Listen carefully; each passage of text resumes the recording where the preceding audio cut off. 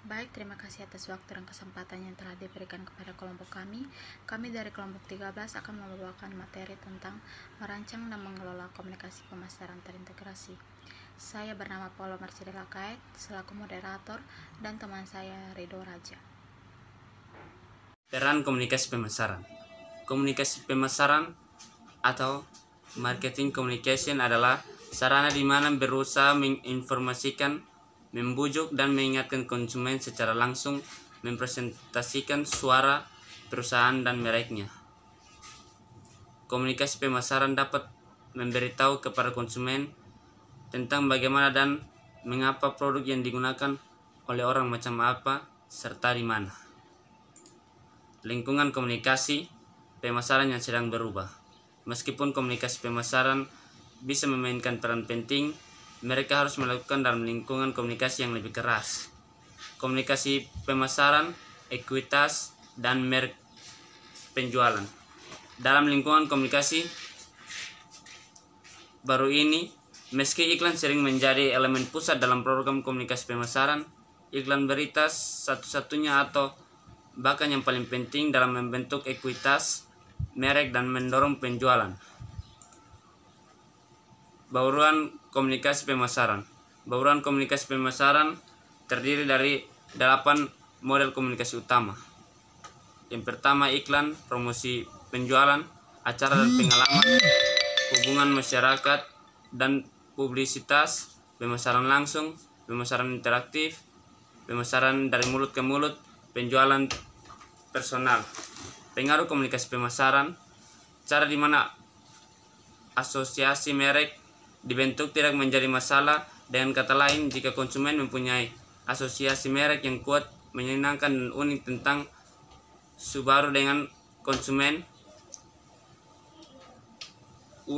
ruang aktif dan kasar karena paparan iklan TV yang mendukung mobil itu berkendara melalui lereng berbatu pada berbagai waktu dalam setahun, karena fakta bahwa Subaru mensponsori acara kaya dan sedang dan sepeda gunung, dampaknya pada ekuitas merek Subaru akan identik.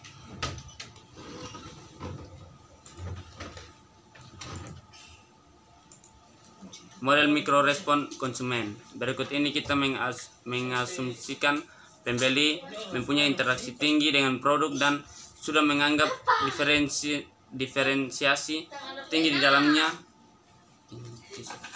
Kita akan mengilustrasikan model hierarki pengaruh dalam konteks kampanye komunikasi pemasaran untuk perguruan tinggi kecil di kota kecil yang bernama Pottsville. Kesadaran, pengetahuan, rasa suka, preferensi, keyakinan pembelian. Mengembangkan komunikasi, memperlihatkan langkah-langkah dalam mengembangkan komunikasi efektif.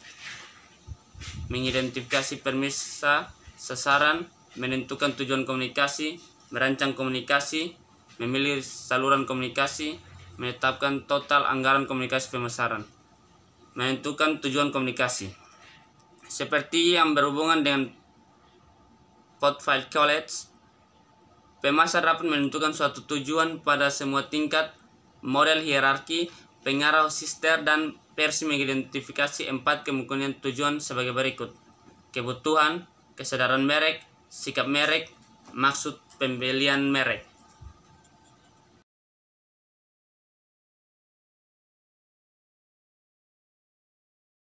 Merancang komunikasi. Komunikasi untuk mencapai respon yang diinginkan akan memerlukan penyelesaian 3 masalah. Yang pertama, apa yang harus dikatakan atau strategi pesan. Yang kedua, bagaimana mengatakannya atau strategi kreatif. Dan yang ketiga, siapa yang harus mengatakannya atau sumber pesan. Adaptasi global ada 4 macam. Yang pertama, produk. Yang kedua, segmen pasar. Yang ketiga, gaya. Dan yang keempat, lokal dan global. Saluran komunikasi pribadi.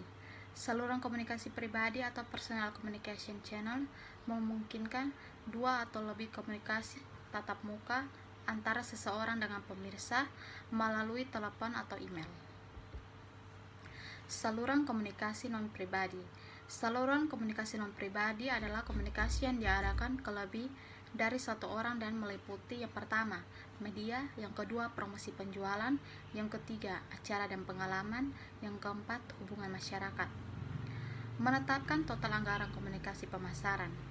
Salah satu keputusan pemasaran paling sulit adalah menetapkan berapa besar uang yang dihabiskan dalam komunikasi pemasaran atau promosi. Bagaimana perusahaan memutuskan anggaran promosi? Kita akan menggambarkan 4 metode umum. Yang pertama, metode terjangkau. Yang kedua, metode presentasi penjualan. Yang ketiga, metode paritas kompetitif. Yang keempat, metode tujuan dan tugas. Memutuskan bauran komunikasi pemasaran. Perusahaan harus mengalokasikan anggaran komunikasi pemasaran atas 8 model komunikasi utama. Yang pertama, iklan. Yang kedua, promosi penjualan. Yang ketiga, hubungan masyarakat dan publisitas. Yang keempat, acara dan pengalaman. Yang kelima, pemasaran langsung. Keenam, pemasaran interaktif. Ketujuh, pemasaran dari mulut ke mulut. Dan yang kedelapan, tenaga penjualan. Dalam industri yang sama, perusahaan dapat sangat berbeda dalam pilihan media dan saluran mereka. Faktor-faktor dalam menentukan bauran berkomunikasi pemasaran. Perusahaan harus mempertimbangkan beberapa faktor dalam mengembangkan bauran komunikasi mereka. Jenis alat produk, kesiapan konsumen untuk melakukan pembelian, dan tahap siklus hidup produk. Mengelola proses komunikasi pemasaran integrasi. Komunikasi pemasaran terintegrasi adalah konsep perencanaan komunikasi pemasaran yang mengakui nilai tambah rencana komprehensif. Mengkoordinasikan media. Koordinasi media dapat terjadi lintas dan di dalam jenis media, tetapi pemasar harus menggabungkan saluran komunikasi pribadi dan non-pribadi untuk mencapai dampak maksimum. Yang ketiga, mengimplementasikan IMC.